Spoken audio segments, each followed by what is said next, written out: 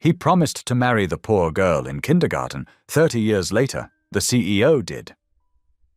But what happens when a childhood promise made by two little kids who barely understood the world suddenly comes roaring back into their adult lives? A poor community worker fighting to save her neighborhood. A powerful CEO who thought he buried his past. And a promise so old it should have been forgotten forever. But when he sees her again, on a viral video standing in front of a bulldozer, everything inside him stops. Because she isn't just some stranger. She's the girl he promised his whole heart to, before life tore them apart. And when a plastic toy ring from their childhood suddenly resurfaces, the truth becomes even more unbelievable. Why did he keep it for 30 years? And what secret destroyed their bond in the first place? Now the world is watching, his company is collapsing, and her entire community is on the line. Can a broken man keep a promise he made as a little boy? Or will the past ruin their future forever? Thank you for being here. If something in this story stayed with you, I'd love to see you again.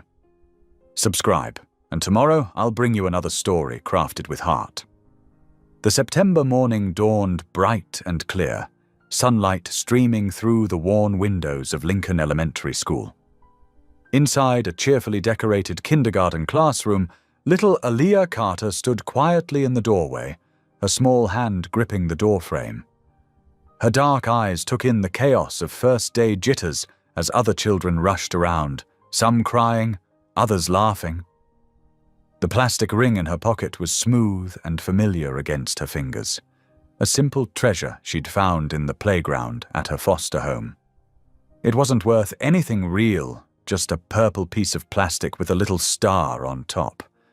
But it made her feel brave. She'd spent the whole morning rubbing it like a good luck charm. Miss Thompson, the kindergarten teacher, spotted her and walked over with a warm smile. "Hello there. You must be Aaliyah. Would you like to find your cubby?" Aaliyah nodded, following the teacher to a row of small storage spaces marked with construction paper name tags.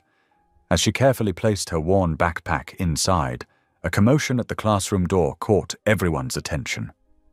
A small boy with sandy brown hair stood frozen in the entrance, his brand-new leather backpack clutched tightly to his chest. Behind him, a tall man in a dark suit checked his watch impatiently.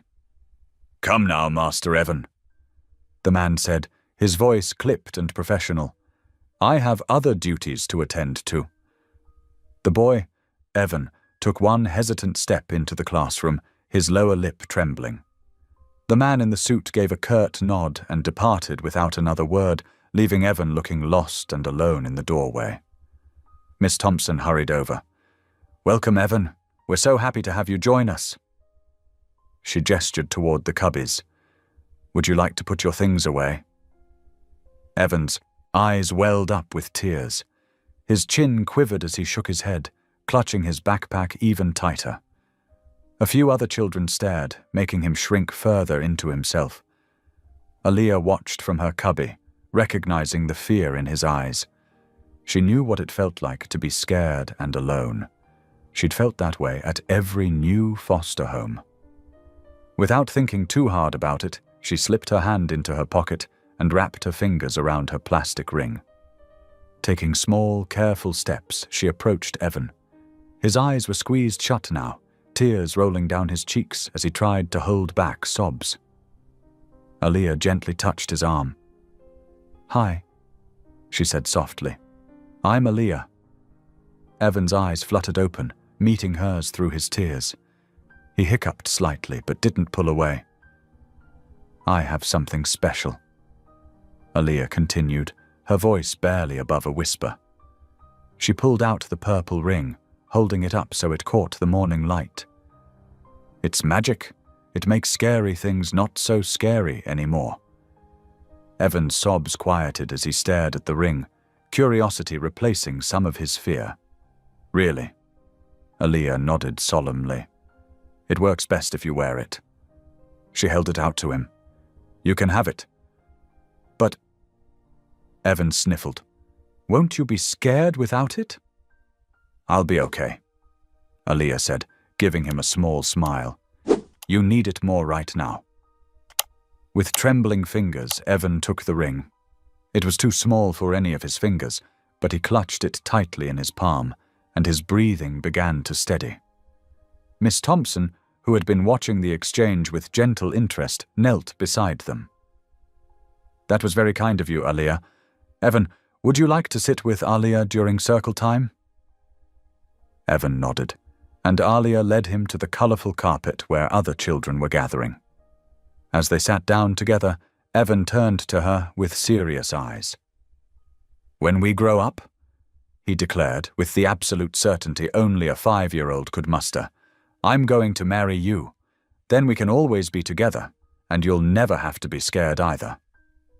Miss Thompson, overhearing this, couldn't help but smile at the innocent sweetness of the moment. Aaliyah felt her cheeks warm, but she smiled too, especially when she saw Evan was no longer crying.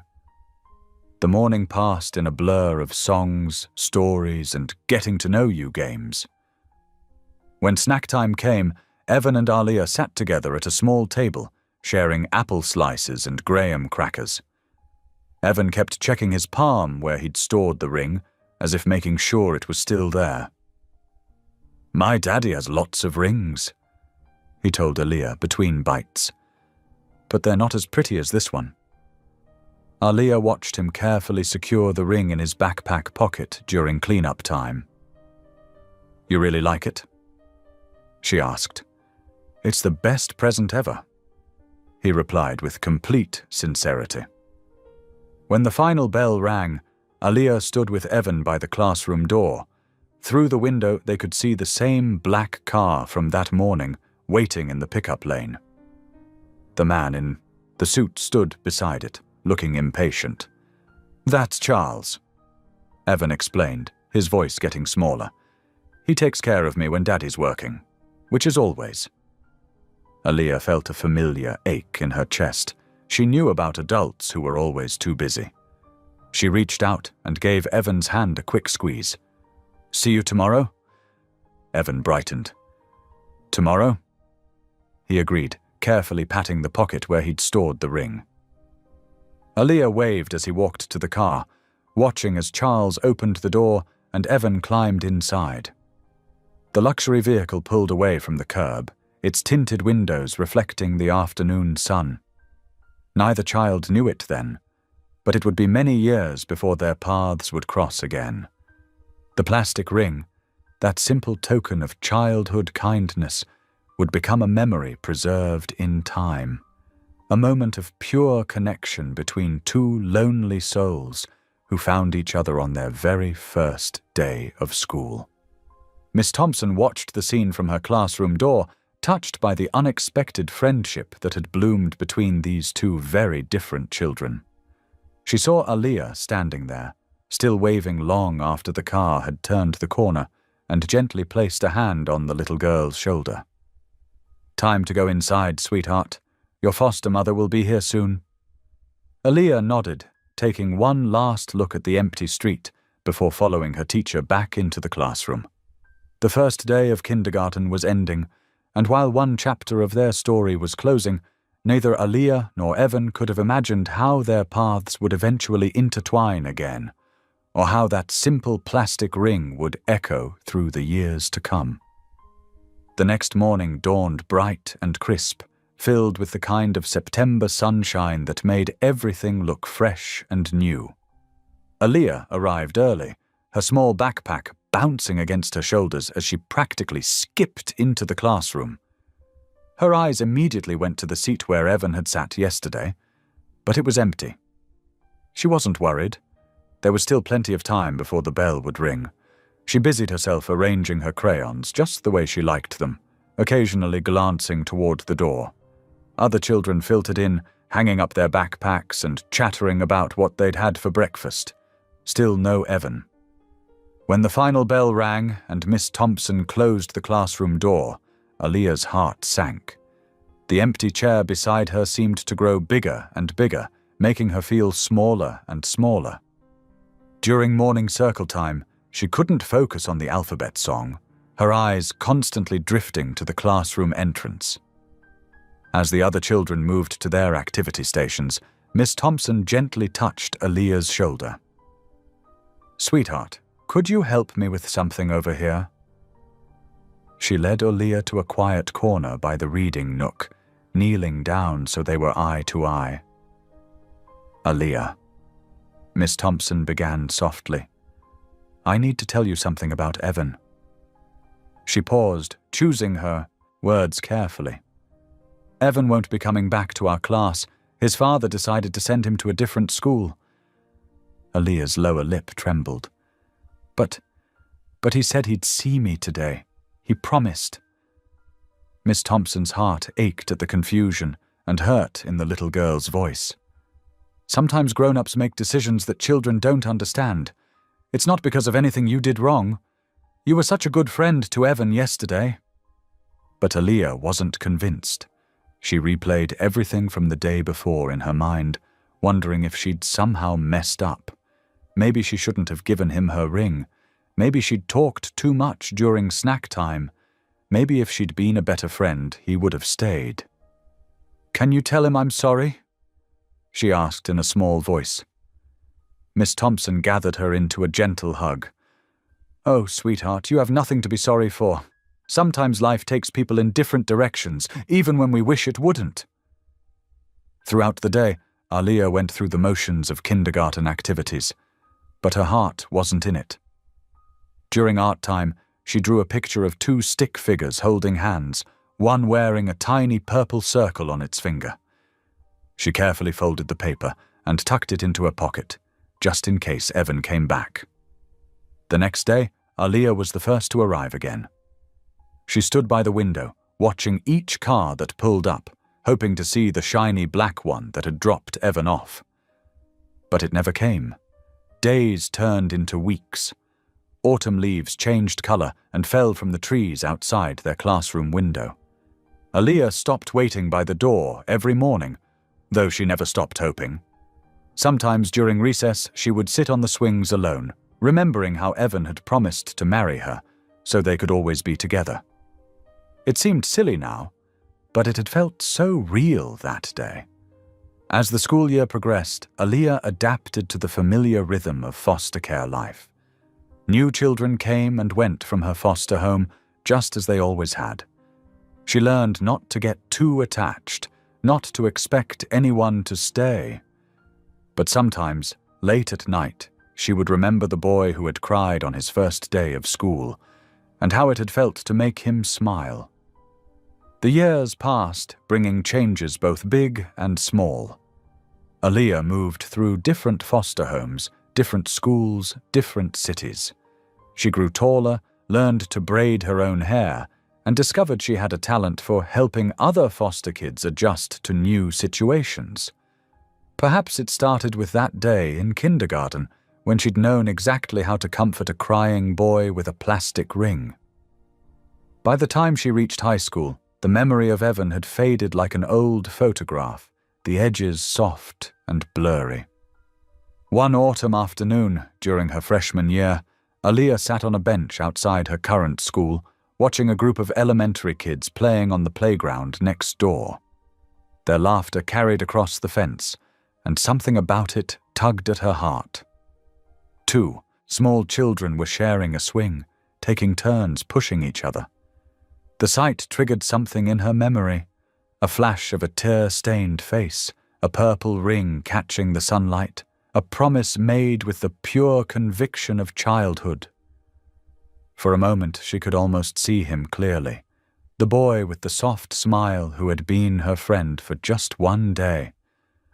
But the bell rang, calling her back to the present, and the memory slipped away like morning mist. Aaliyah gathered her books and headed to class, leaving behind the echoes of a kindergarten classroom from long ago. The young woman she had become understood what the little girl hadn't, that some people were only meant to be in our lives for a moment, leaving footprints on our hearts before continuing on their own paths. That afternoon, as she walked home from school, Aaliyah passed a little girl crying on the sidewalk, having fallen and scraped her knee. Without hesitation, Aliyah stopped to help, offering comfort and a band-aid from her backpack. As she walked away, she didn't realize that somewhere deep inside, she was still that same compassionate kindergartner who had known exactly how to make a scared little boy feel better with nothing more than a plastic ring and a kind heart. The morning sun painted warm stripes across the worn linoleum floor of the Hope Haven Community Center as Aliyah Carter organized files at her desk. 25 years had transformed the shy kindergartner into a composed woman with determination in her eyes and gentle strength in her bearing. Her natural hair was pulled back in a neat bun, and her simple business casual attire spoke of practicality rather than fashion. Through the open door of her office, she could hear the familiar sounds of the shelter coming alive. Seniors chatting over morning coffee in the common room, teenagers helping with breakfast prep in the kitchen, and the steady hum of ancient heating units working overtime. These sounds had become the soundtrack of her life over the past 5 years since she'd taken the position as lead counselor. "Miss Carter." 12-year-old Marcus burst into her office, his worn sneakers squeaking on the floor. "There's people putting up fences outside." Aliyah frowned, rising from her desk. "What kind of fences?" "The big metal ones, like they use at construction sites." Marcus explained, pulling at her hand. "Mrs. Washington sent me to get you." Outside, a small crowd had gathered on the sidewalk.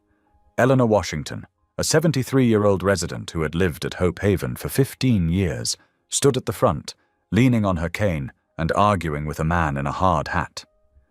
"You can't just show up and start putting fences around people's homes." Eleanor's voice carried across the morning air. Aliyah quickened her pace, her heart pounding. As she approached, she saw 3 construction vehicles, including a bulldozer, parked along the street. Workers were already setting up temporary fencing around the property's perimeter. "Ma'am," the foreman was saying to Eleanor, "we have city approval for this project. The demolition permit was approved last week." "Demolition?" Aliyah stepped forward, placing a steadying hand on Eleanor's shoulder. "There must be some mistake. This is an active shelter serving over 50 residents." The foreman pulled out a clipboard. "No mistake. The property's been sold for redevelopment. We're here to secure the site before demolition begins next week." "Next week?" Aliyah's voice rose in disbelief. "That's impossible. We haven't received any formal notice. There are elderly people living here, children who depend on our after-school programs." More residents were streaming out of the building now, drawn by the commotion. Teenagers from the youth program stood in clusters, filming with their phones. Several seniors who used walkers were being helped down the front steps by staff members. The foreman shrugged. "Look, I just follow orders. The paperwork says this place is coming down to make way for the Whitford Plaza, luxury condos and retail space." Aliyah's hands clenched into fists. "Show me the documentation." He handed over the clipboard, and Aliyah scanned the papers, her stomach churning. The permits appeared legitimate, but something felt wrong. How could this happen without any warning? The sound of the bulldozer's engine roaring to life snapped her attention back to the present. Without thinking, she handed the clipboard back and strode toward the massive yellow machine as it began to move toward the building. "Stop!" she shouted, planting herself directly in its path. Her heart hammered in her chest, but her voice remained steady. "You are not demolishing this building today or any day until we see proper documentation and our residents receive due notice." The bulldozer ground to a halt, mere feet from where she stood. Around her, phones recorded the confrontation as more neighbors gathered. The foreman jogged over, his face red with frustration. "Ma'am, you need to move. This is a legal operation." "Legal doesn't make it right," Aliyah replied firmly. "These are people's homes. This is a community institution that served this neighborhood for over 40 years. We're not going anywhere without a fight." Murmurs of agreement rose from the crowd.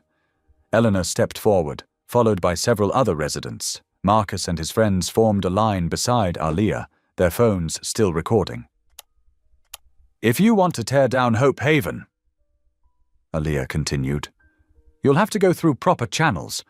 Our residents deserve respect and time to make alternative arrangements, if it comes to that." The standoff lasted several tense minutes before the foreman finally signaled the bulldozer to back up. "Fine, we'll suspend operations today, but we'll be back. This project is happening whether you like it or not." As the construction crews packed up their equipment, leaving only the partially installed fencing behind, Aaliyah's phone began buzzing with notifications.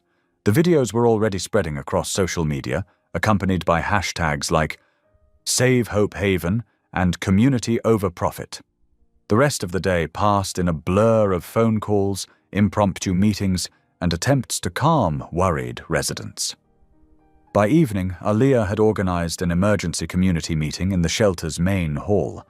More than 100 people packed the space: residents, neighbors, local activists, and even a few news reporters. "We need legal representation," Maria Santos, a local business owner, pointed out during the discussion. "These developers think they can just steamroll over us because we're a low-income neighborhood."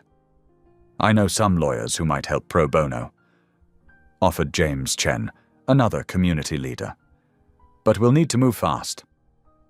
For 3 hours they strategized, formed committees, and began building a resistance plan. Aaliyah's throat was raw from speaking, but she kept going, making sure everyone's voice was heard. This wasn't just about a building. It was about people's lives, their community, their dignity. Finally, well past 10 o'clock, Aaliyah unlocked her apartment door just down the street from Hope Haven. She hadn't wanted to live far from the people she served, even when friends suggested she could afford a better neighborhood. This was her home. These were her people. She kicked off her shoes and collapsed onto her worn but comfortable couch, not even bothering to change out of her work clothes. Her phone continued buzzing. The video of her confrontation with the bulldozer had gone viral, being shared thousands of times across multiple platforms. Exhaustion swept over her as the adrenaline of the day finally wore off. But beneath the fatigue burned a fierce determination. Hope Haven had given her purpose, had shown her that family wasn't always about blood, but about choosing to stand together. She wouldn't let it be destroyed without a fight. As her eyes grew heavy, Aaliyah's last thoughts were of the faces she'd seen today. Eleanor's dignity, Marcus's youthful defiance, the worried looks of parents who depended on the after-school programs. She drifted off to sleep on her couch, unaware that among the thousands viewing her viral moment of resistance were eyes that would recognize her, eyes that hadn't seen her since a long-ago day in kindergarten when she'd given away a plastic ring to comfort a crying boy.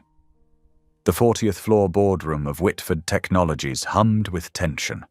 Floor-to-ceiling windows offered a sweeping view of the city skyline, but Evan Whitford's attention remained fixed on the quarterly projections displayed on the massive screen before him. His fingers drummed silently against the polished mahogany table as Bradley Morton, head of real estate development, detailed their latest acquisition plans. "The Hope Haven site is particularly promising," Bradley was saying, gesturing to a map of proposed developments. "Once cleared, we can begin construction on the luxury condos immediately. Conservative estimates put our return on investment at—" A quiet knock interrupted him. Sarah Chen, Evan's executive assistant for the past 5 years, stepped into the room. Her usual composed expression showed hints of concern. "I apologize for the interruption, Mr. Whitford, but there's a situation requiring your immediate attention."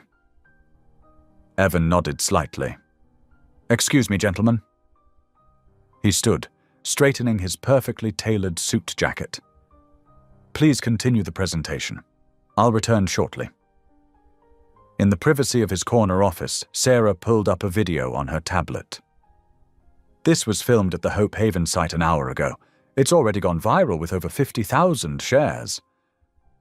The footage began playing, showing a construction site with a yellow bulldozer advancing toward an old brick building. Then a voice rang out, clear, strong, and somehow achingly familiar. "Stop!" Evan's breath caught in his throat. Even before the camera panned to show her face, something deep within him recognized that voice. When it finally focused on her, a beautiful black woman in her early 30s, standing fearlessly before the bulldozer, his world tilted on its axis. "Aaliyah," he whispered, the name falling from his lips before his conscious mind could catch up. "Sir." Sarah looked at him quizzically. I know her." His voice sounded strange to his own ears. "From a long time ago." On screen, Aaliyah continued addressing the construction crew, her passion evident in every word. She was different from the shy 5-year-old he remembered, stronger, more confident, but her essential warmth and determination remained unchanged. "Pull everything you can find about Hope Haven and—" He paused, swallowing hard. "And about Aaliyah Carter. Her background, current role, everything." Sarah nodded efficiently, though curiosity flickered in her eyes. "And the board meeting, sir?" The board meeting. Reality crashed back in. Evan straightened, composing himself. "Give me 2 minutes." Back in the boardroom, Bradley was detailing demolition schedules. "We can have the site cleared by end of week if we move quickly. These protest situations tend to escalate if we don't act decisively." "Stop the demolition." Evan's voice cut through the discussion like a blade. "I'm sorry?" Bradley blinked in confusion. "But sir, we've already invested—" "I said stop it. All work at Hope Haven is suspended indefinitely." Evan's tone left no room for argument. "Issue a statement acknowledging community concerns and our commitment to dialogue. Have legal review all documentation related to the project. I want to know exactly how we acquired this property and what promises were made." The board members exchanged worried glances. Richard Blackwood, the eldest board member and a friend of Evan's father, cleared his throat. "Evan, my boy, this is highly irregular. The shareholders elected me CEO because I know when to change course." Evan interrupted coolly. "We're stopping the demolition. That's final." Hours later, long after the board members had departed and the office lights had dimmed, Evan sat alone at his desk. His computer screen displayed article after article about Hope Haven and its fierce defender. Aaliyah Carter, community counselor, former foster child, graduate of the State University with honors in social work, recipient of local leadership awards. The articles painted a picture of a woman dedicated to serving others who had transformed her own difficult experiences into a mission to help those in need. His eyes kept returning to the video, paused on her face. 25 years had passed since that first day of kindergarten, yet he could still feel the weight of that plastic ring she'd given him, still remember how her simple act of kindness had cut through his loneliness. The ring itself was long gone, probably lost in one of the many moves between private schools after his father had yanked him from public education. But the memory remained, crystallized in his mind. Her gentle smile, a tiny hand holding out that treasure to make a crying stranger feel better. Evan leaned back in his chair, rubbing his tired eyes.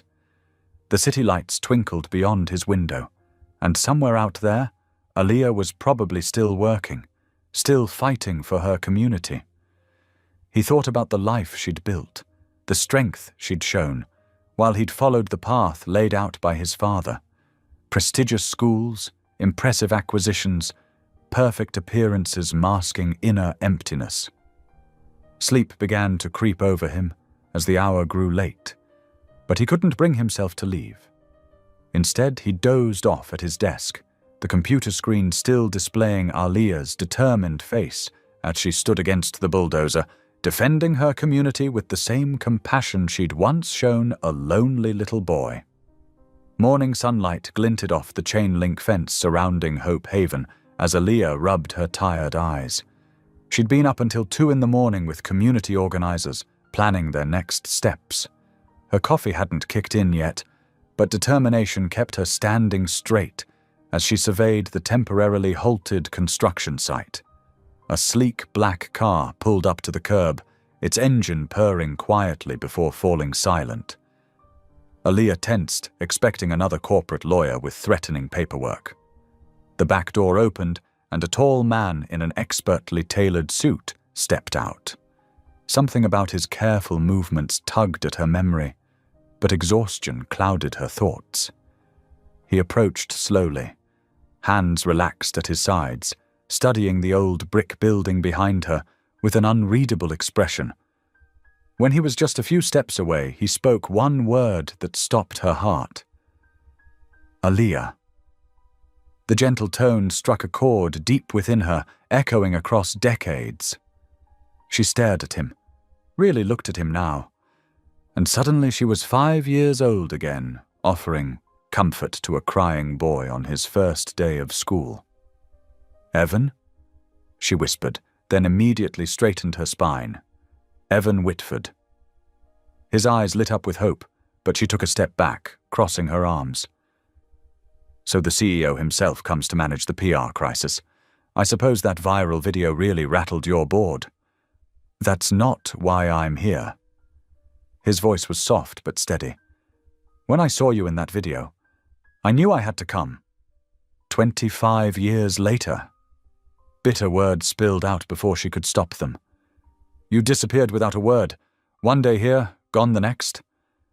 Pain flickered across his face. My father. Save it. Aaliyah shook her head. Whatever this is, nostalgia, guilt, corporate damage control, I'm not interested. These people? She gestured toward Hope Haven. They're my family, the only real one I've ever had. I won't let you destroy their home for luxury condos. I want to talk, really talk. He took a step forward. Maybe we could meet somewhere. No. The word came out sharp and final. I'm not playing this game.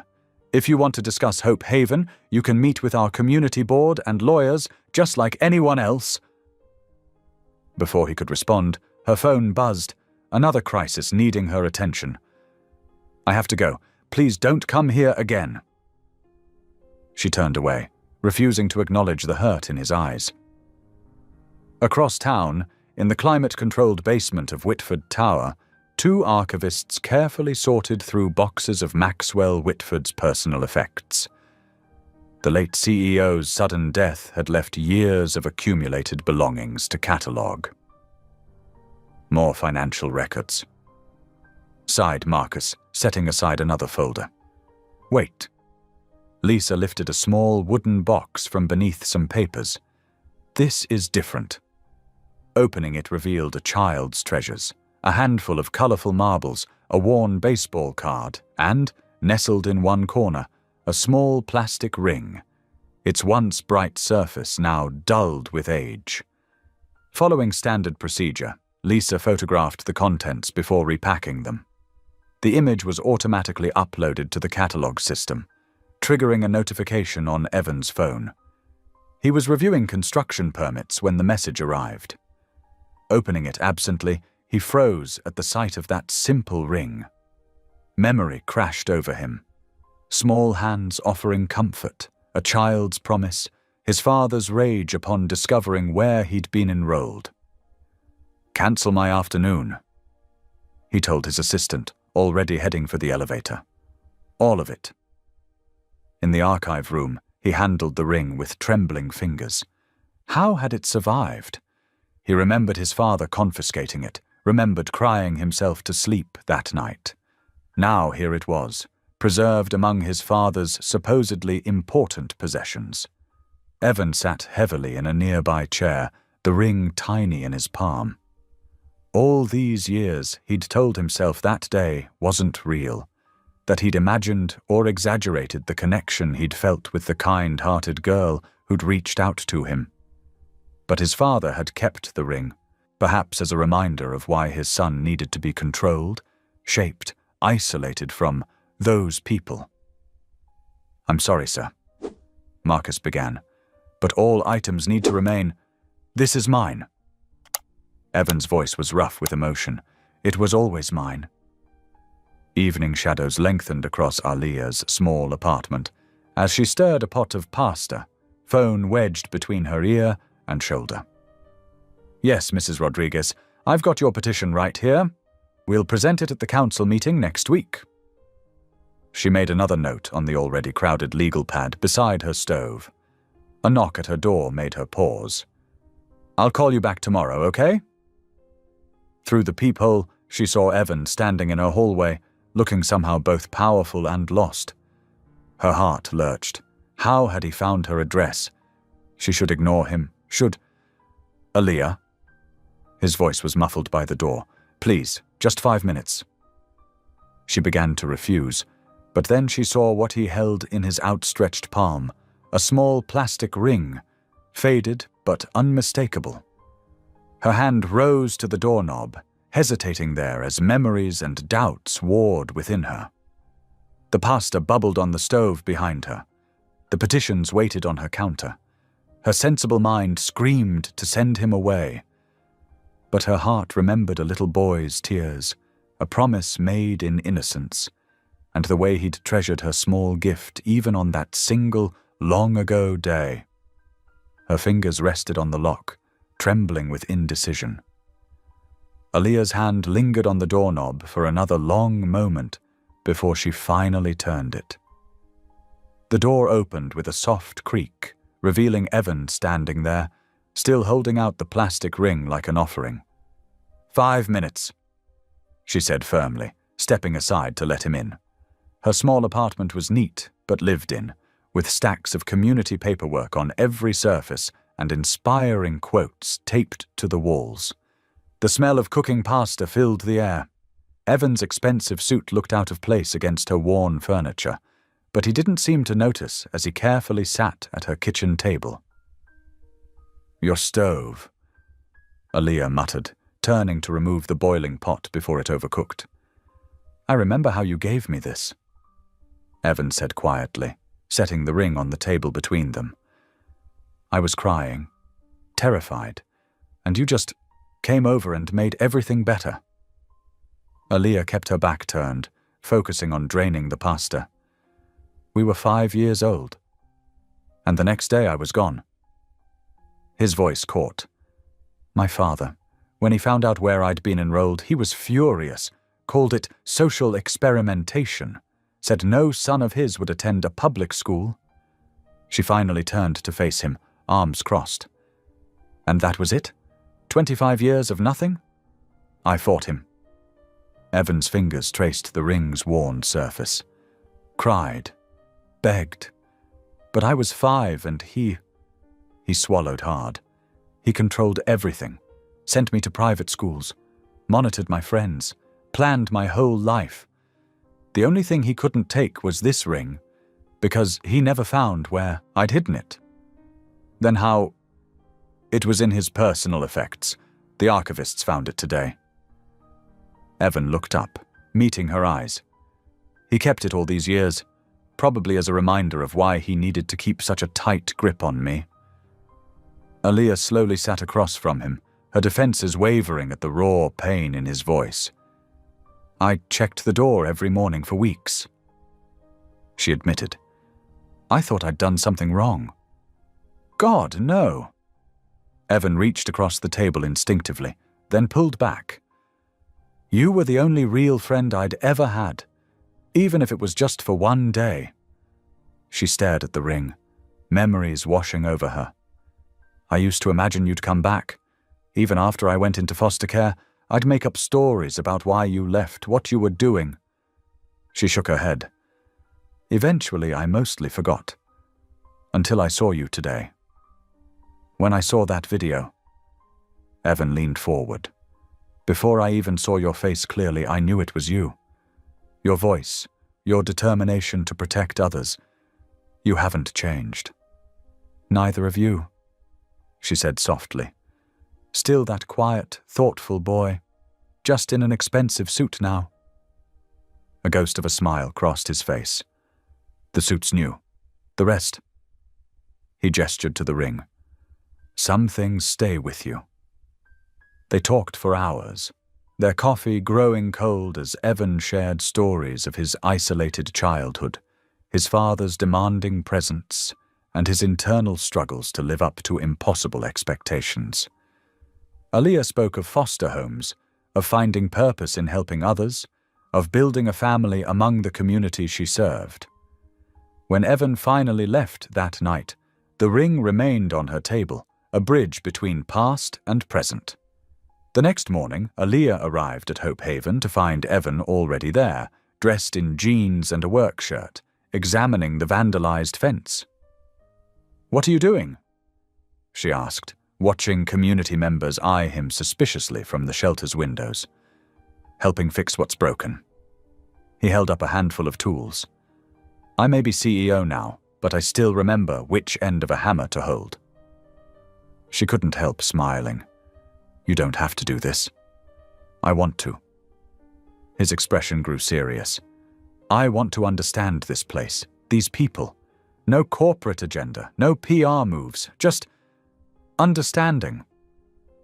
Throughout the day, Aaliyah watched as Evan worked steadily, replacing broken boards and reinforcing weak spots.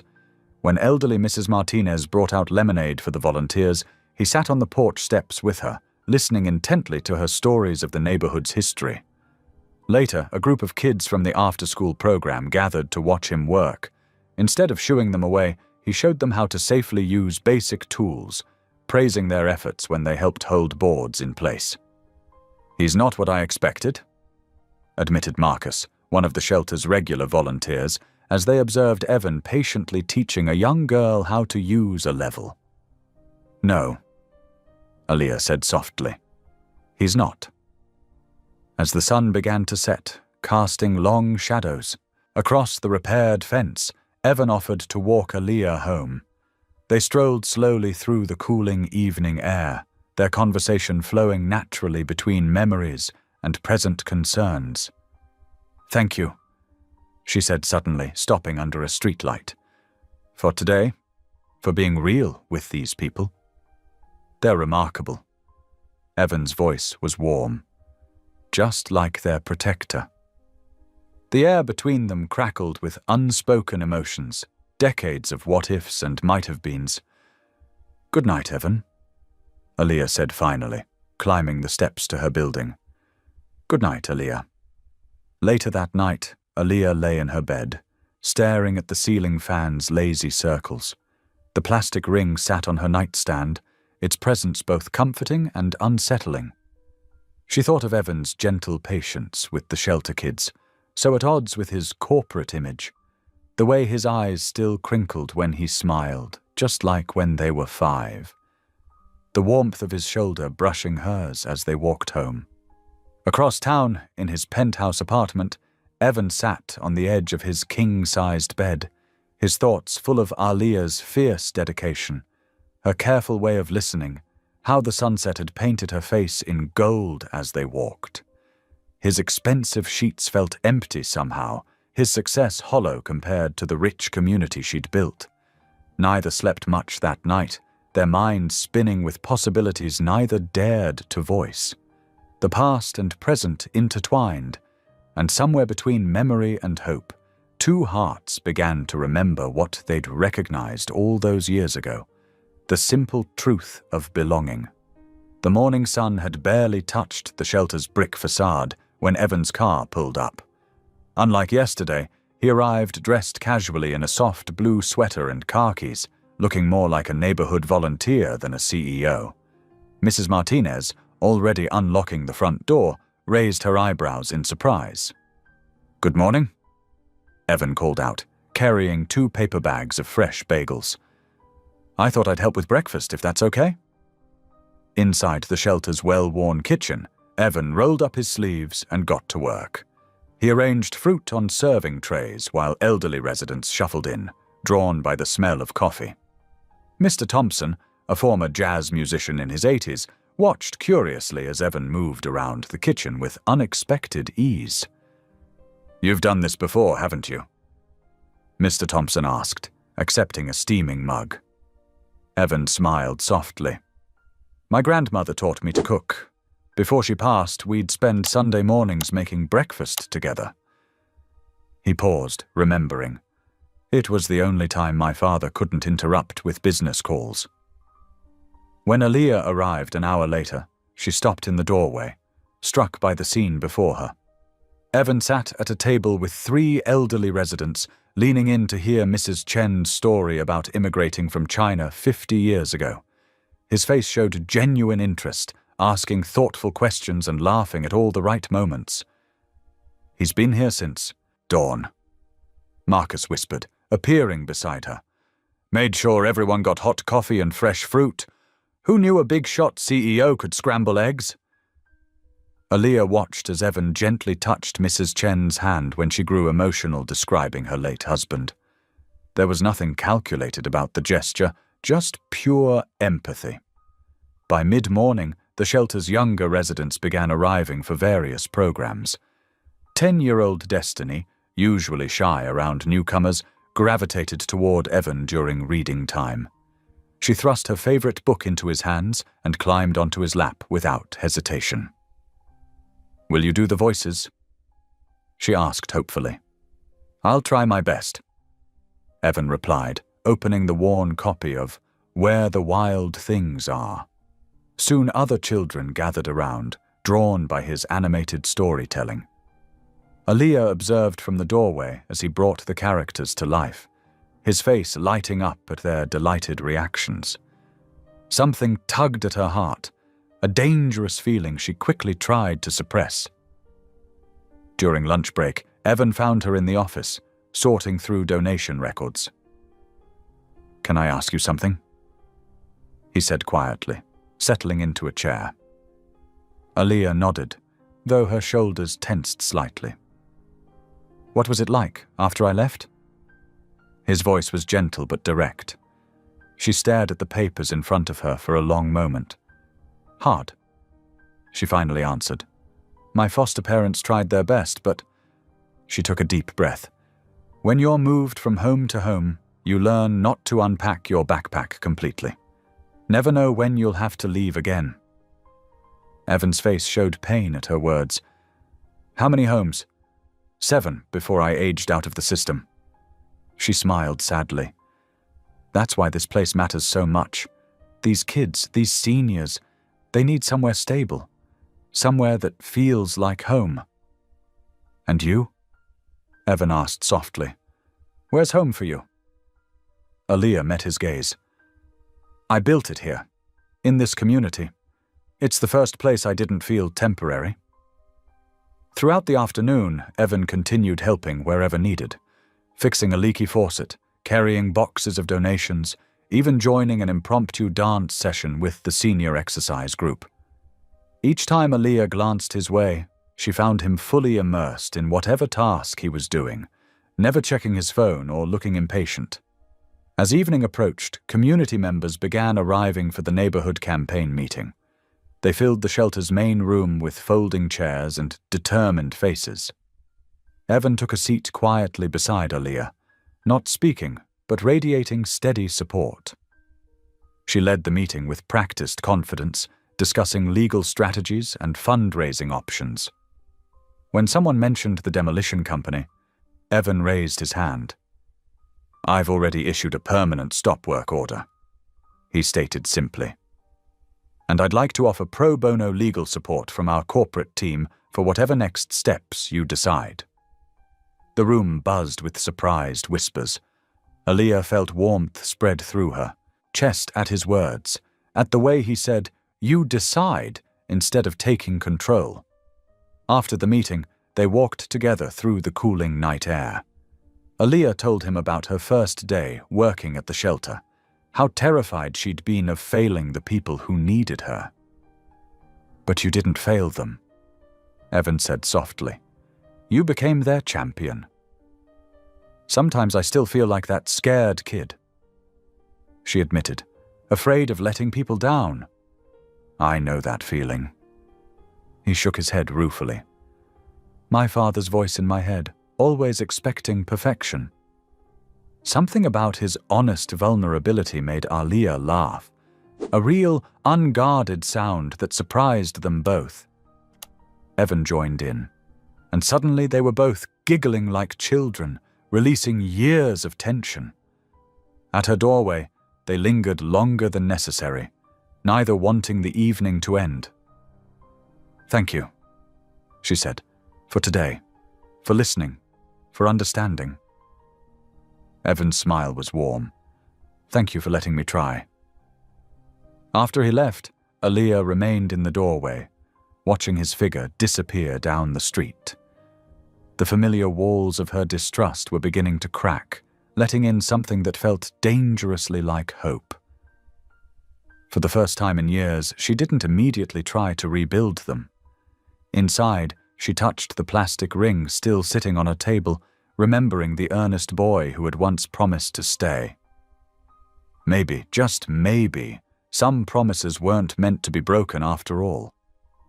The next morning dawned bright and crisp, with clouds gathering on the horizon promising rain later. Aaliyah waited outside the shelter, watching as Evan's car pulled up. Today he was dressed more casually in jeans and a simple button-down shirt, a far cry from his usual corporate attire. "Ready for the grand tour?" she asked as he approached. "Lead the way," he replied with a warm smile. They started down Mason Street, where Aaliyah pointed out buildings that had stood for generations. "This whole area was built by working-class families," she explained, gesturing to the brick facades. "See those decorative tiles? Local artists made those during the Great Depression, people helping people, even when times were tough." They passed a small park, where children played on aging equipment. The shelter started as a community center back in 1948. Aaliyah continued. It was one of the first integrated spaces in the city. People from all backgrounds came together here when that was practically unheard of. Evan listened intently, occasionally asking questions that showed genuine interest. When they reached Harrison Avenue, Aaliyah stopped in front of a boarded-up storefront. "This used to be Mr. Chen's grocery," she said softly. "He gave food to families who couldn't afford it, never asked for anything in return. Development forced him out last year." She turned to face Evan directly. "Every building here has stories like that. Lives built, connections made, communities formed." Understanding dawned in Evan's eyes. "I never thought about it that way," he admitted. "In the boardroom, everything's just numbers on spreadsheets, profit margins, market analysis. We never discuss the human cost." Thunder rumbled overhead as they made their way back to the shelter. The first heavy drops began falling just as they reached the entrance. Inside, they found Mrs. Rodriguez, one of the senior residents, placing buckets to catch water leaking through the roof. "It's getting worse," she said, pointing upward where water was seeping through a crack in the ceiling. Without hesitation, Aaliyah headed for the maintenance closet. "Come on," she called to Evan. "Time to earn your volunteer stripes." Soon they were up on the roof, armed with tarps and sealant. Rain pelted them as they worked to patch the leaking section. Evan's expensive shirt was soaked through, but he didn't seem to care as he held the tarp steady for Aaliyah. A particularly strong gust of wind sent a spray of water into their faces, making them both sputter. Aaliyah couldn't help laughing at Evan's startled expression, his usually perfect hair plastered to his forehead. His laughter joined hers, echoing across the rooftop. As they finished securing the last corner, the rain began to ease. Evan reached into his pocket, pulling out something small that caught the emerging sunlight. "I've been carrying this everywhere lately," he said, opening his palm to reveal the plastic ring. "Do you know why I kept it all these years?" Aaliyah shook her head, her heart beating faster. "My father gave me everything money could buy," Evan continued, his voice thick with emotion. "Designer clothes, expensive toys, the best education. But this This was the first thing anyone ever gave me just because they wanted to make me happy. No agenda, no expectations, just pure kindness. Aaliyah felt tears welling up in her eyes, mixing with the raindrops on her cheeks. For so long, she'd built walls around her heart, protecting herself from the pain of abandonment. But standing here with Evan, those walls began to crumble. "I thought you'd forgotten," she whispered. "Never," he replied softly. "Not really." They made their way back inside, where the smell of cooking filled the air. The community potluck was getting underway, tables being set up with an array of dishes. Without discussing it, they fell into sync, working together to help organize the event. Aaliyah would start a task, and Evan would instinctively know how to complete it. She'd reach for a stack of plates, and he'd already be there with the napkins. When Mrs. Rodriguez asked for the green bean casserole, they both pointed to it at the same time, then shared a knowing smile. "The cornbread needs," Aaliyah began. "Butter," Evan finished, already heading to the kitchen. Throughout the evening, they moved around each other in an effortless dance, serving food, clearing plates, making sure everyone had what they needed. Community members noticed their synchronized movements, exchanging meaningful glances and hiding small smiles. As the potluck wound down, Aaliyah and Evan found themselves standing outside in the cool evening air. The storm had left everything feeling fresh and clean, stars peeking through breaks in the clouds above. Neither seemed eager to say goodnight, both aware that something had shifted between them during this rain-soaked day. They stood in comfortable silence, shoulders nearly touching, watching the last streaks of sunset paint the sky in soft purples and blues. The plastic ring sat between them on the railing, a small symbol of where their story had begun and where it might lead. The morning sun cast long shadows across the neighborhood as residents began setting up tables and hanging banners for the upcoming block party. Aaliyah stood in the center of it all, clipboard in hand, directing volunteers with gentle authority. "We'll need these tables lined up along Madison Street," she explained, gesturing to a stack of folding tables, "and the stage needs to go near the shelter entrance." When Evan arrived, dressed casually in jeans and a plain blue t-shirt, Aaliyah noticed several residents tense up. She quickly assigned him what seemed like minor tasks, organizing name tags, arranging chairs, but he approached each one with complete dedication. "These need to be alphabetical?" he asked, carefully sorting through the stack of name tags. "I can create a color-coding system for different activities too, if that would help." Ms. Jenkins, who had earlier voiced concerns about his presence, watched with growing curiosity as Evan meticulously arranged everything, stopping occasionally to help elderly residents with heavy lifting or reaching high places. Throughout the morning, more people arrived to help with preparations.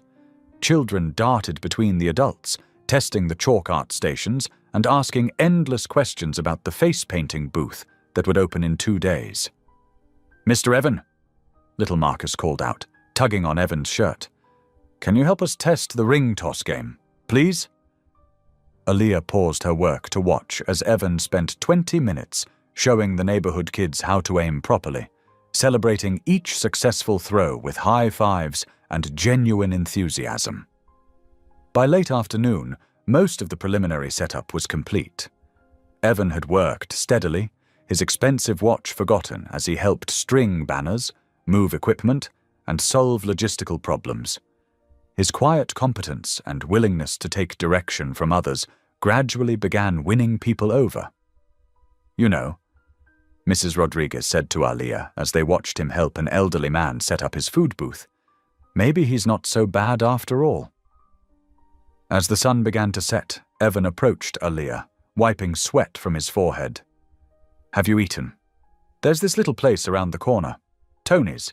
The owner was telling me about their homemade pasta while we were setting up his booth." Aaliyah hesitated for a moment, then smiled. Tony's has the best garlic bread in the city. The restaurant was warm and inviting, with checkered tablecloths and photos of 3 generations of family covering the walls. They settled into a corner booth, the familiar comfort of the place helping Aaliyah relax. "So," Evan said after they'd ordered, "tell me about little Aaliyah. What did you love doing as a kid?" She stirred her water with the straw, thinking. "I used to collect rocks," she admitted with a laugh. "Every foster home I went to, I'd gather interesting ones from the yard. It was something constant, you know, something I could take with me." Evan's eyes softened. "Do you still have any of them?" "Just one, a piece of rose quartz I found the day I moved into my last foster home, the one where I finally stayed until aging out." She paused. "What about you? What did little Evan do for fun in that big house?" "Honestly, I built elaborate pillow forts in my room," he said, grinning. "The staff would find me asleep in them, surrounded by books. It drove my father crazy, said it wasn't dignified." Their conversation flowed easily through dinner, sharing stories about favorite teachers, embarrassing moments, and childhood dreams. When their dessert arrived, a massive slice of tiramisu to share, Evan reached across the table. "You've got a little," he said softly, gently brushing a stray crumb from her cheek. His touch lingered for just a moment, and Aaliyah felt warmth spread across her face. The drive home was quiet, comfortable. Evan parked and walked her to her door, their steps slow, neither wanting the evening to end. Under the porch light, he moved closer, his hand lifting to cup her face. Aaliyah's heart raced as he leaned in, but then he pulled back, his eyes full of emotion. "Good night, Aaliyah," he whispered, squeezing her hand before turning to leave. The next morning arrived bright and clear, perfect weather for the block party. Music filled the air as residents began arriving, carrying homemade dishes and setting up their stations. Children ran excitedly between game booths, while parents chatted near the food tables. Aaliyah took the stage mid-morning to speak about the shelter's importance. "This building isn't just brick and mortar," she said, her voice strong and clear. "It's a home, a sanctuary, a place where hope lives and grows." Throughout the day, the celebration continued. Seniors taught young children traditional dances, teenagers ran the face-painting booth, and neighbors who had lived next door to each other for years finally stopped to really talk. Evan moved through it all with quiet grace, helping wherever needed, learning everyone's names, listening to their stories. He joined in 3-legged races with the kids, served food to elderly residents, and even attempted double Dutch jump rope at the children's insistence. As evening approached, strings of lights flickered to life overhead, casting a warm glow across the street. Music played softly in the background, old soul classics that had couples swaying together on the makeshift dance floor. Evan found Aaliyah near the dessert table, gently took her hand, and led her to a quiet corner away from the crowd. His other hand slipped into his pocket, and he began to lower himself to one knee. The string lights twinkled overhead as Evan guided Aaliyah away from the bustling crowd. His hand was warm in hers, and his eyes held a mix of nervousness and determination. The music drifted softly around them, an old Motown love song that made the moment feel even more special. Just as Evan began to lower himself to one knee, his phone erupted with a series of sharp buzzes. He tried to ignore it, but the vibrations continued insistently. Aaliyah could see the conflict on his face as he reluctantly pulled the device from his pocket. "I'm so sorry," he whispered, quickly scanning the screen. His expression fell, the joy draining from his features. This isn't good."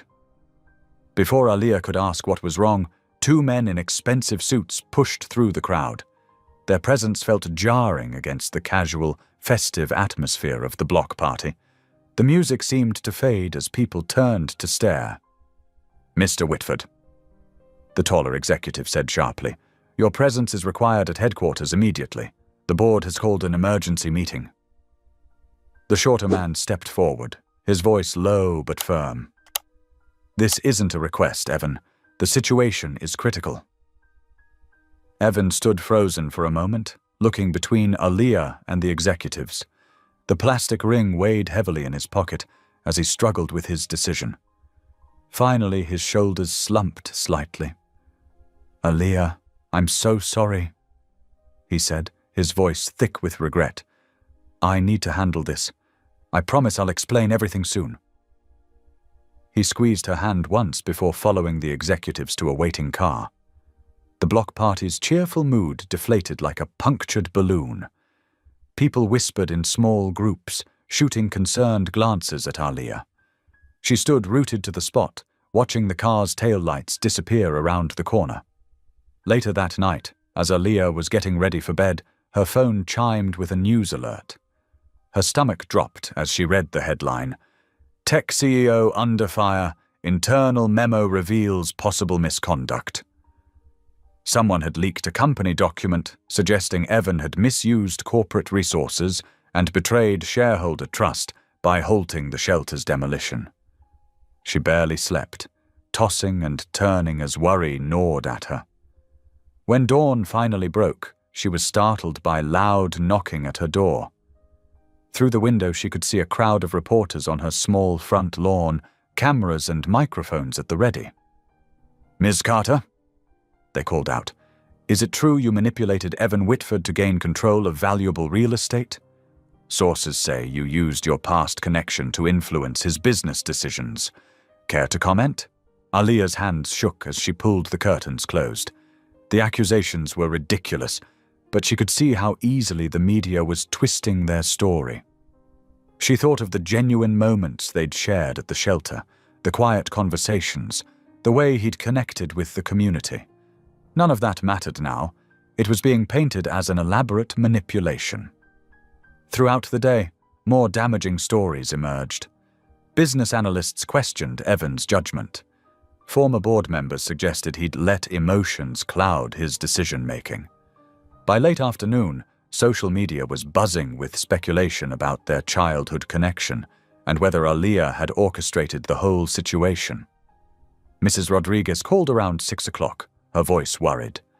"They're saying terrible things about you on the news, Mija. None of it's true. We all saw how real it was between you two." But Aaliyah could barely hear the reassurance through her guilt. She'd let herself believe in something magical, and now Evan was paying the price. The board meeting was still in session, but online financial sites were already predicting the outcome. At 8:45 in the evening, it became official. The board had voted to remove Evan as CEO, citing his recent pattern of decisions detrimental to shareholder interests. The company's stock price had dropped 15% in a single day. Aaliyah's phone buzzed with Evan's name, but she couldn't bring herself to answer. What could she say? She'd destroyed everything he'd worked for just by letting him back into her life.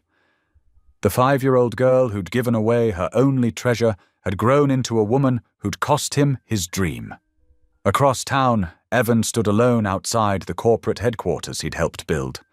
The building's lights were dim, most employees having gone home hours ago. In his hand, he held the plastic ring, the symbol of the purest promise he'd ever made. Security guards watched uncomfortably as he stared up at the darkened windows, his shoulders straight despite everything he'd lost.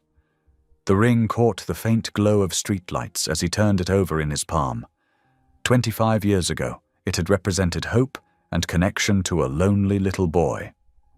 Now, as he stood in the growing darkness, it meant something even more precious, a chance to choose love over fear, truth over power, and the courage to keep a promise made in childhood innocence. The elevator doors opened silently as Evan entered his penthouse apartment.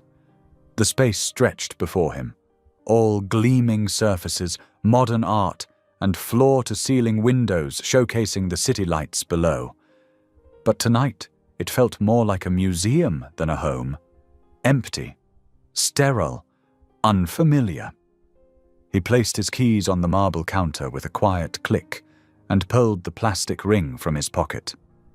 Walking to his dining table, a massive piece of glass and steel that could seat 12, but had never hosted more than business associates, he set the ring in the center.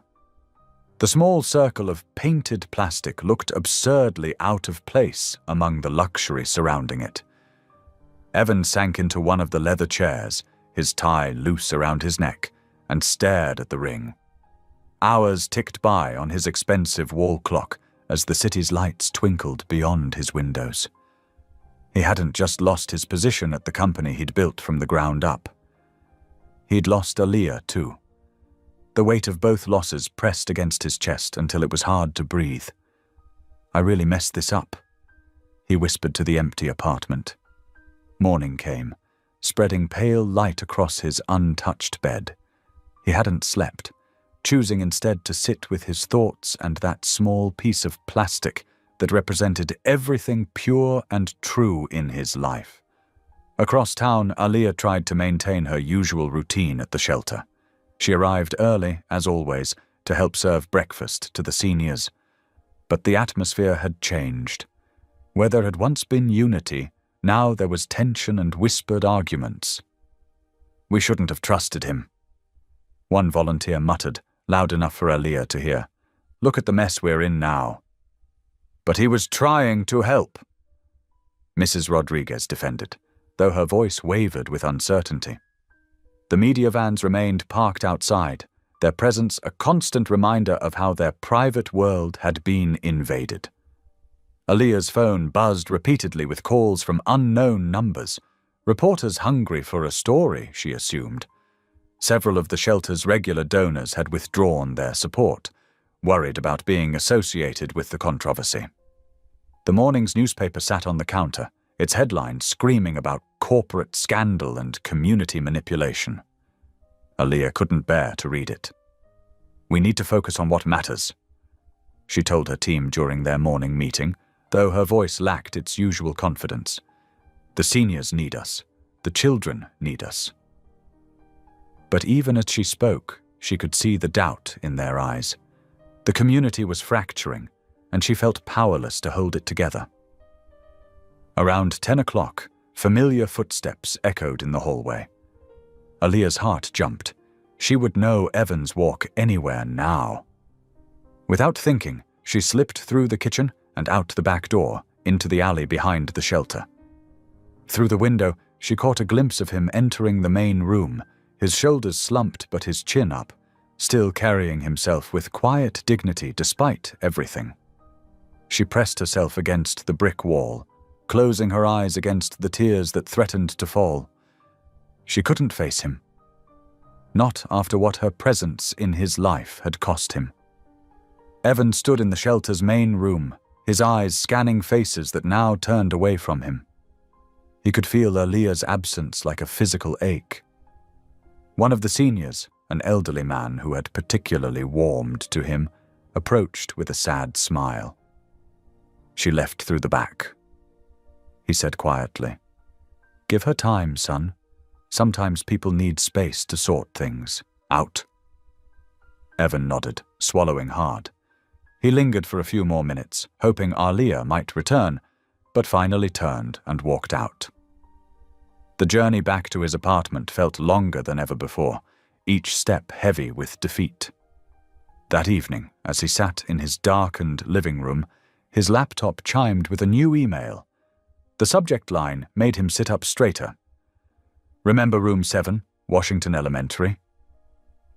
The sender's name was Margaret Winters. Evan clicked the email open, his heart racing slightly. "Dear Mr. Whitford, I've been following the news about you and Aaliyah Carter. I don't know if you remember me. I was your kindergarten teacher for that one day at Washington Elementary 25 years ago. I've never forgotten you two children and that plastic ring. There are things you should know about that time, about why you were removed from the school so suddenly. If you're interested, I still have the class photo from that day, and some other items that might help make sense of everything. Please let me know if you'd like to meet. Best regards, Margaret Winters. Evan stared at the screen, his finger hovering over the reply button. Did he want to dig up more of the past? Would it help or just bring more pain? As he debated, another email arrived from Mrs. Winters. P.S. I'm trying to reach Aaliyah as well. Could you share her contact information? I think both of you deserve to know the whole story. The cursor blinked steadily on his screen, waiting for a response. The plastic ring sat on his table, catching the glow from his laptop, a silent reminder of where everything began.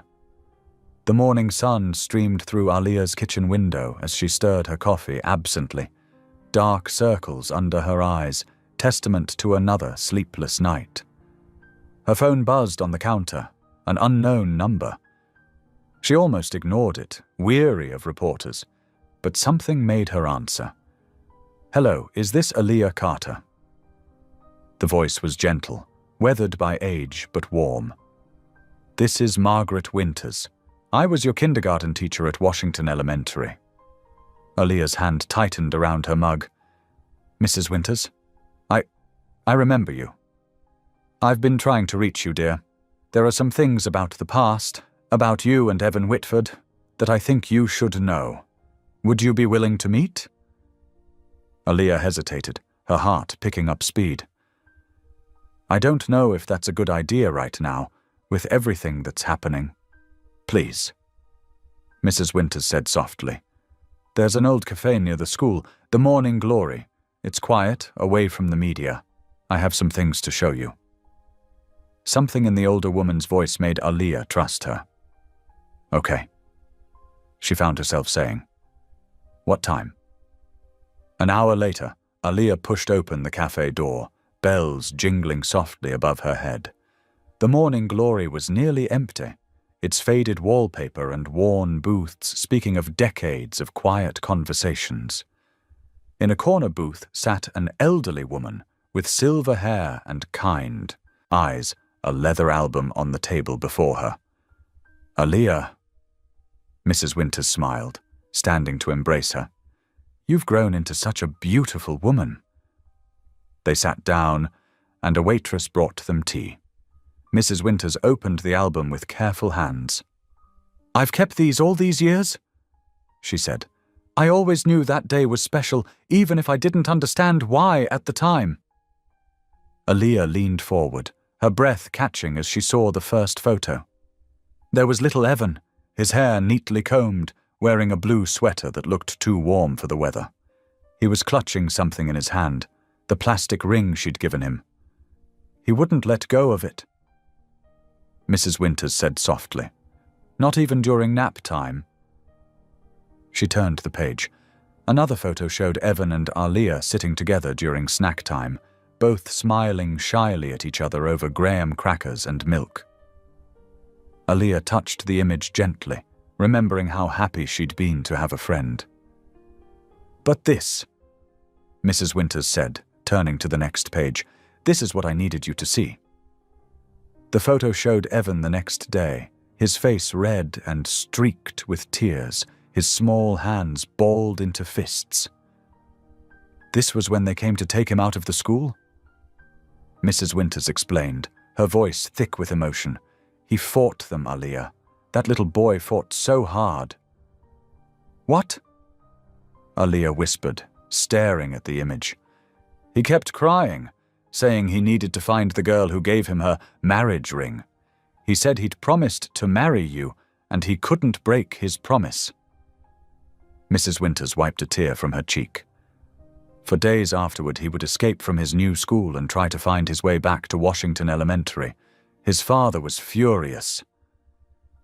Aaliyah sat back, her world tilting on its axis. All these years, she'd thought Evan had simply forgotten her, moved on to his privileged life without a backward glance. But he had tried to come back. He had fought to keep his promise. Mrs. Winters continued turning pages, showing more photos, the empty seat where Evan had sat, the playground where they'd met. I tried to tell his father how cruel it was, separating two children who'd formed such a beautiful connection. But Maxwell Whitford wouldn't listen. He said his son needed to learn early that some relationships were beneath their family. Beneath their family? Aaliyah repeated, her voice barely audible. It was wrong, what they did to both of you, Mrs. Winters said firmly. And watching the news now, seeing how fate brought you back together, and then seeing it all fall apart again. She reached across the table, covering Aaliyah's hand with her own. I couldn't stay silent anymore. You needed to know the truth. They talked for another hour, Mrs. Winters sharing more stories about that brief time, helping Aaliyah understand just how much that single day had meant to both children. When they finally said goodbye, Mrs. Winters pressed 2 photos into Aaliyah's hands, one of her and Evan sharing, cookies, and one of Evan holding the ring. In a daze, Aaliyah found herself walking to Washington Elementary. The school day was over, the playground empty and quiet in the afternoon sun. She sat on one of the old swings, the same one she'd sat on 25 years ago, watching the door for Evan to appear. The photos felt heavy in her pocket. All this time, she'd protected herself by believing she meant nothing to him. It had been easier than admitting how much that abandonment had hurt. But he hadn't abandoned her. He'd been torn away, fighting to keep his promise to a little girl who'd shown him kindness. And now she'd done exactly what his father had done, pushed him away, assumed the worst, refused to believe in the connection they shared. She'd let her fear of being hurt again blind her to the truth of who Evan had become. A man who kept that plastic ring for 25 years, who gave up everything to protect her community, who looked at her with the same gentle eyes he'd had as a child. Aaliyah stood up from the swing, her movements decisive. She knew what she had to do. The truth had been there all along, in a little boy's promise and a plastic ring, in the way Evan had never stopped trying to find his way back to her. She began walking, her pace quickening with each step, purpose burning away the doubt that had plagued her these past days. She had to find Evan. She had to tell him she understood now. She had to make this right. Aaliyah spent the evening at her small kitchen table, papers spread out before her like battle plans. Her hands shook slightly as she sorted through dozens of testimonials she'd gathered from shelter residents and community members. Each one told a story of how Evan had touched their lives over the past weeks, helping elderly Mrs. Jackson with her groceries, reading stories to the children, fixing the leaky roof in the rain. Dear board members, she practiced aloud, her voice trembling. She cleared her throat and started again, stronger this time. I'm here to tell you about the real Evan Whitford. The clock ticked past midnight, but sleep felt impossible. She rehearsed her speech until the words blurred together, trying to find the perfect way to make them understand. This wasn't just about saving Evan's job. It was about showing them the man she'd finally allowed herself to see. At 5:30 in the morning, Aaliyah stood at the bus stop, wearing her best blazer and clutching a worn leather folder. The early morning air was crisp, and her breath came out in small clouds. As the bus lurched through traffic toward downtown, she went over her notes one last time, her heart racing. The corporate tower stretched into the sky like a giant steel and glass mountain. Aaliyah's reflection in the revolving door showed a woman she barely recognized, determined, fierce, ready for battle. The security guard checked her ID with a suspicious frown, but her name was on the list of approved visitors for the 9 o'clock board meeting. In the elevator, Aaliyah closed her eyes, remembering the photo Mrs. Winters had shown her of little Evan crying as they took him away. She wouldn't let anyone separate them again. The boardroom doors were already closed when she arrived, the meeting having started a few minutes early. Through the glass walls, she could see Evan sitting alone at one end of a long table, facing a row of stern executives. His shoulders were squared, but she could see the tension in his jaw. Taking a deep breath, Aaliyah pushed open the heavy door. Every head turned towards her, and the room fell silent. Evan's eyes widened in disbelief, a mix of joy and worry crossing his face. "Excuse me," a stern-looking woman said. "This is a private disciplinary hearing." "I'm Aaliyah Carter," she announced, her voice steady despite her pounding heart. "And I'm here to speak about Evan Whitford." An older man with steel-grey hair frowned. "Ms. Carter, Mr. Whitford's reckless personal entanglement with you and your community center is precisely why we're here. Your presence is inappropriate." "Reckless?" Aaliyah stepped forward, drawing herself up to her full height. "Is that what you call compassion these days?" She opened her folder, pulling out the stack of testimonials. "I have statements here from over 50 people whose lives Evan has touched in the past few weeks. Would you like to hear what Mrs. Rose Jackson, age 82, has to say about the man you're calling reckless?" Without waiting for permission, Aaliyah began reading. "Mr. Whitford didn't just help carry my groceries. He sat with me for an hour, looking at old photos of my late husband, genuinely interested in our story. That's not the behavior of some rich CEO trying to score points. That's a man with a real heart." She moved around the table, making eye contact with each board member. "Or how about Tommy Martinez, age 8, who says Evan is the first grown-up who didn't get mad when he struggled with reading? Or Sarah Chen, who runs the corner store and watched Evan spend his own money buying supplies for the shelter?" "Ms. Carter," another executive interrupted, "these personal anecdotes don't address the serious concerns about Mr. Whitford's judgment and use of company resources." "Don't they?" Aaliyah's voice grew stronger.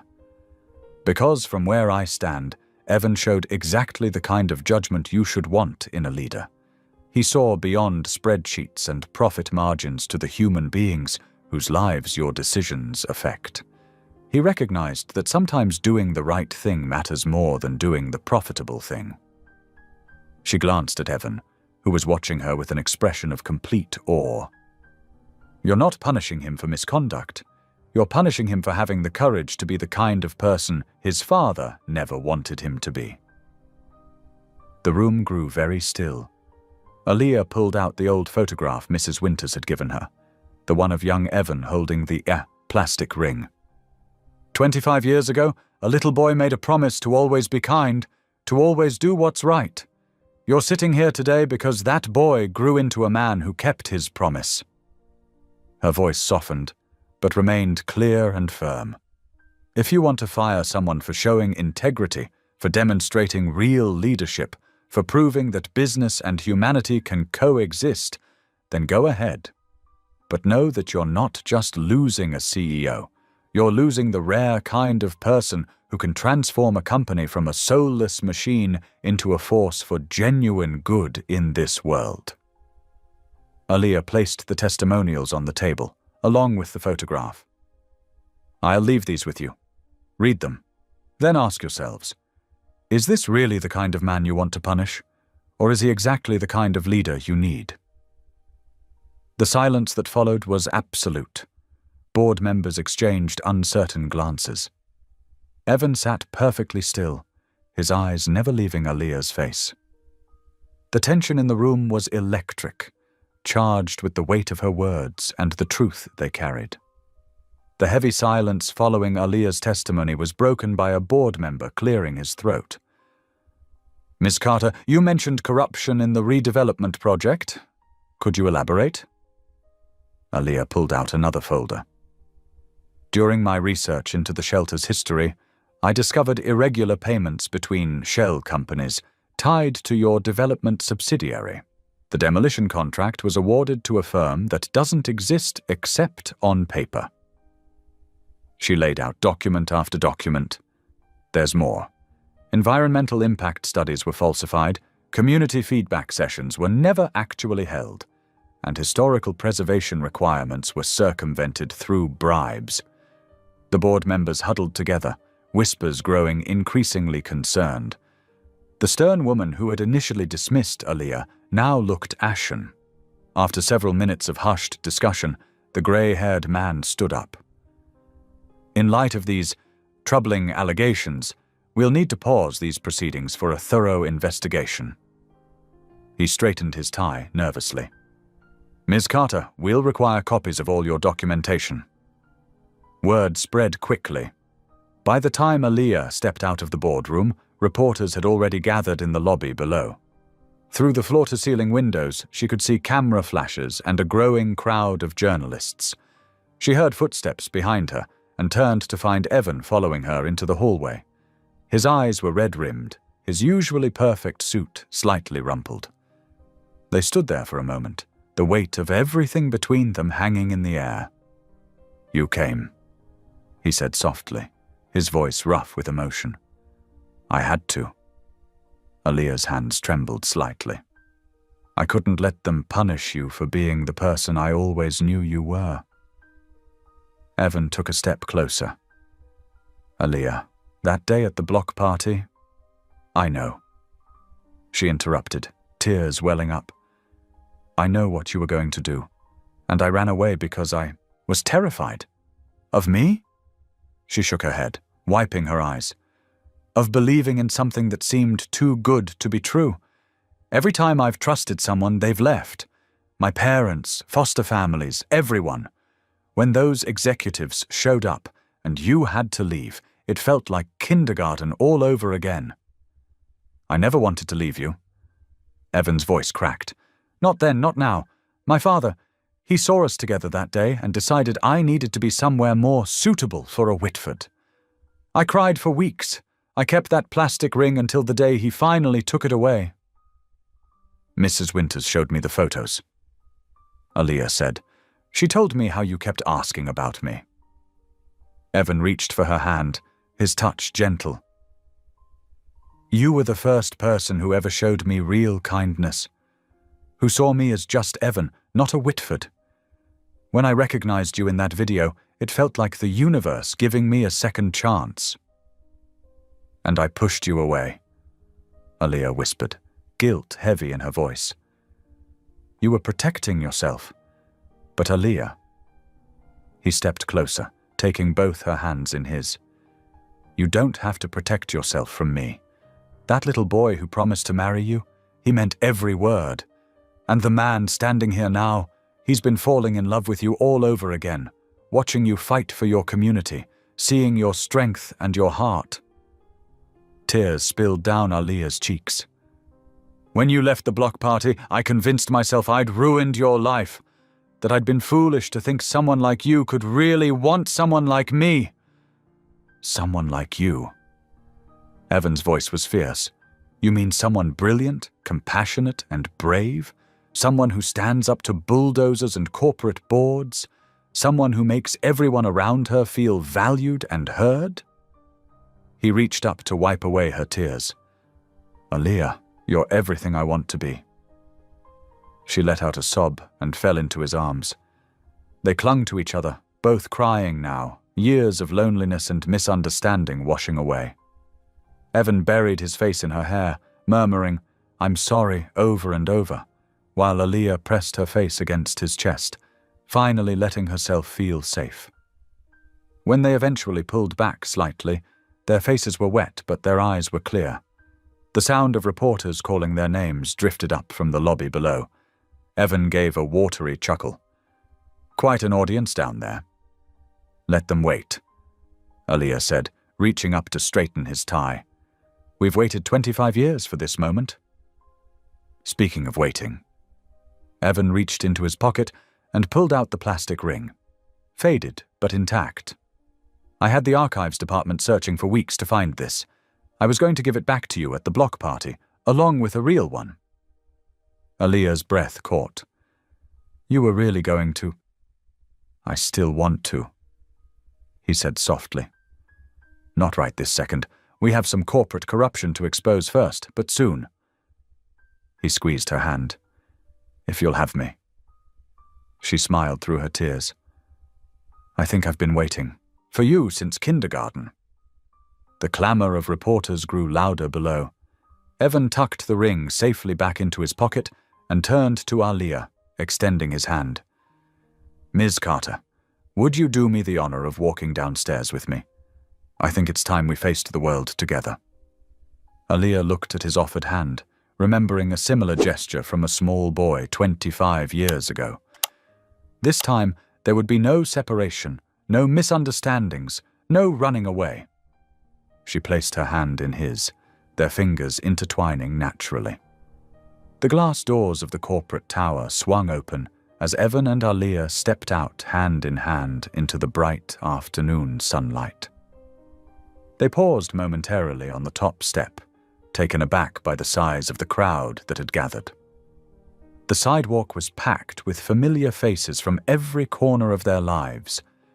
Elderly residents from the shelter stood near the front, some leaning on canes or walkers, their weathered faces beaming with pride. Ms. Rose, the shelter's oldest resident at 87 years old, dabbed at her eyes with a tissue. Behind them, dozens of neighborhood children bounced excitedly, waving hand-drawn signs with hearts and messages of support. Company employees who had worked closely with Evan lined the steps, many still in their business attire, but wearing warm smiles that showed their true allegiance. Even Janet from accounting, known for her stern demeanor, was wiping away tears. The crowd erupted in cheers as soon as they appeared. "We love you, Aaliyah!" Several shelter residents called out. "Boss man!" Some employees shouted, pumping their fists in the air. Evan squeezed Aaliyah's hand, drawing strength from her presence. The morning sun caught in her dark curls, creating a soft halo effect that made his heart skip. She looked up at him with those same kind eyes that had first captured his heart in kindergarten, and he knew this was the moment. "Wait," he said softly, just loud enough for her to hear over the crowd's enthusiasm. Evan reached into his suit pocket and carefully withdrew the plastic ring, the very same one she had given him 30 years ago. Its surface was slightly scratched, and the once bright blue color had faded to a gentle pastel, but it was still perfectly intact, preserved by decades of careful handling. The crowd grew quiet as they watched him hold it up. Aaliyah's eyes widened, glistening with tears as she recognized it. "You really kept it all these years?" She whispered. "It was my most precious possession." Evan said, his voice carrying in the hushed silence. "The first gift anyone ever gave me just because they wanted to make me happy." He held the ring between them, his hands trembling slightly. "Aaliyah Carter, will you accept this ring again? Not just as a token of friendship this time, but as a promise of forever." Tears spilled down Aaliyah's cheeks as she nodded. "Yes," she managed to say, her voice thick with emotion. "Yes, of course, yes." With infinite tenderness, Evan slipped the plastic ring onto her finger. It was a perfect fit, just as it had been when they were children. The crowd erupted in cheers and applause, but the couple barely noticed, lost in their own world of shared memories and renewed promises. Then Evan reached into his other pocket and pulled out a small velvet box. "I have something else for you too," he said, opening it to reveal a stunning engagement ring. The diamond caught the sunlight, sending rainbow reflections dancing across Aaliyah's face, but what made her gasp wasn't the stone's beauty. It was the way Evan had arranged it. The plastic ring lay nestled next to the diamond ring in the velvet lining, the two pieces displayed side by side as equals. "They belong together," Evan explained, his voice full of emotion. "Just like us. The past and the present, the promise and its fulfillment." He carefully lifted the diamond ring.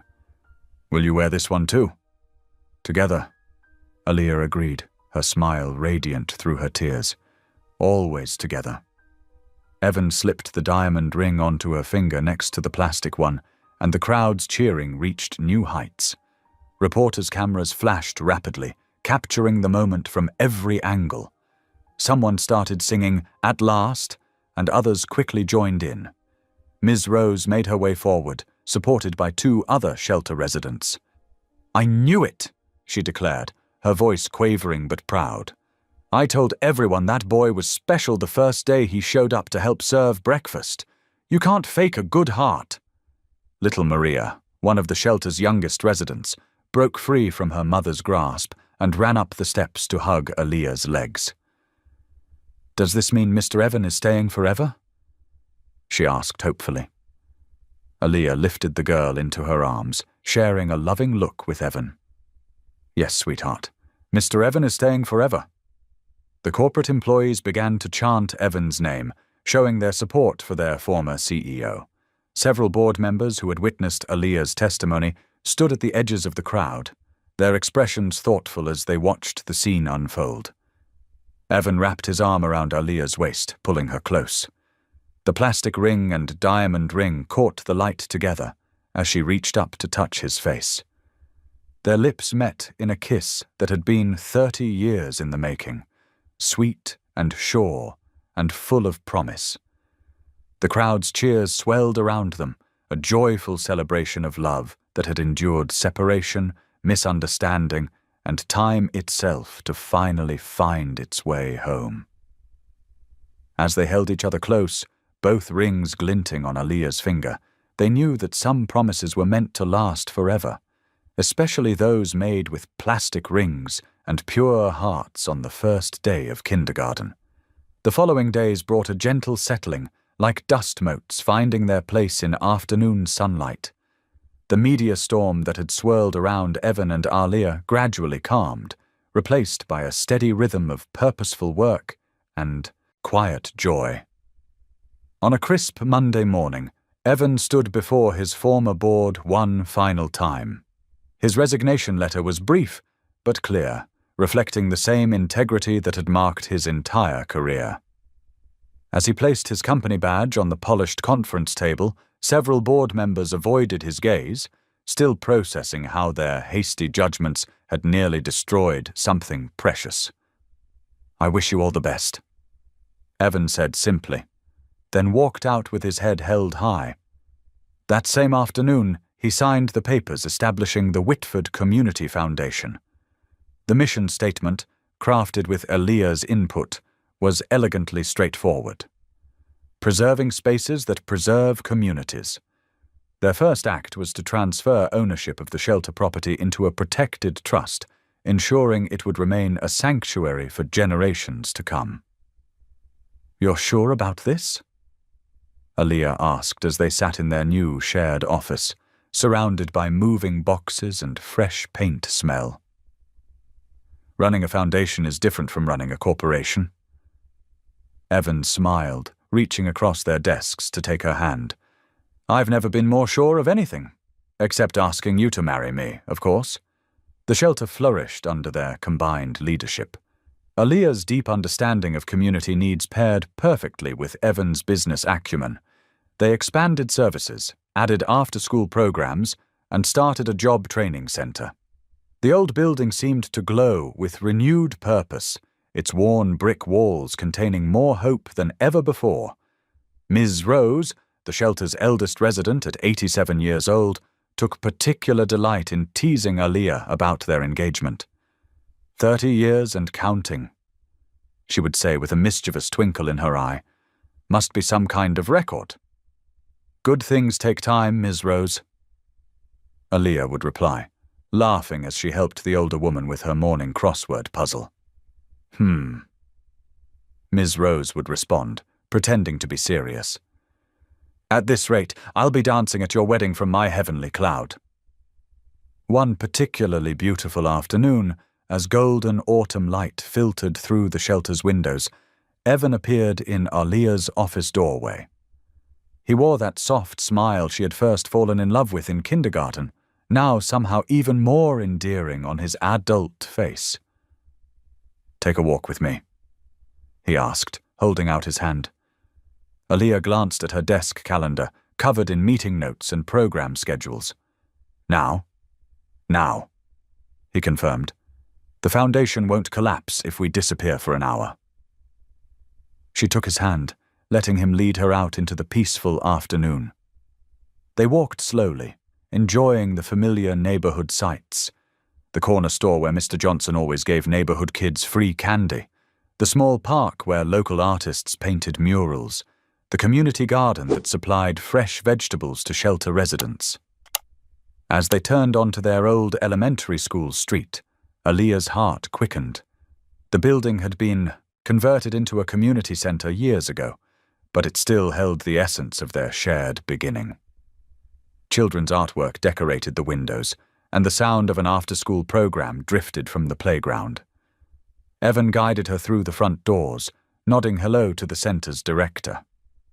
They climbed the worn stairs to the second floor, their footsteps echoing in the quiet hallway. When they reached their old kindergarten classroom, Aaliyah paused in the doorway, overwhelmed by memories. The room was different now, used for adult education classes and community meetings, but the bones were the same. The large windows still let in streams of sunlight, the wooden floor still creaked in certain spots, and the old chalkboard still dominated the front wall. Evan walked to the board and picked up a piece of chalk. His handwriting was deliberate as he wrote two simple words: "Promise kept." Aaliyah moved closer, her heart full. The plastic ring on her finger caught the late afternoon light, its faded blue surface somehow more beautiful for all the years it had witnessed. She reached up and kissed Evan's cheek, letting her lips linger against his skin. "Thank you," she whispered. "For what?" "For being the one person in my life who never broke a promise." Evan turned to face her fully, taking both her hands in his. The sunlight streaming through the windows wrapped around them like a warm embrace, turning the dust motes into tiny dancing stars. "Thank you," he replied softly, "for being the first person who ever showed me what love looks like." They stood together in that golden moment, surrounded by the echoes of their shared past and the bright promise of their future. The plastic ring and diamond ring glinted side by side on Aaliyah's finger, physical reminders of a connection that had endured 3 decades of separation only to emerge stronger. In that warm classroom glow, they were both 5 years old again, the shy little girl offering comfort to a crying classmate, the lonely little boy making a promise he would spend his life keeping. They were also fully, beautifully present, the woman who had never stopped fighting for her community, the man who had found his way back to his true purpose. Their love story had begun in this very room, with a plastic ring and a child's promise. Now, standing in the same space 30 years later, they were ready to write their next chapter together. Thank you for being here. If something in this story stayed with you, I'd love to see you again. Subscribe, and tomorrow I'll bring you another story crafted with heart.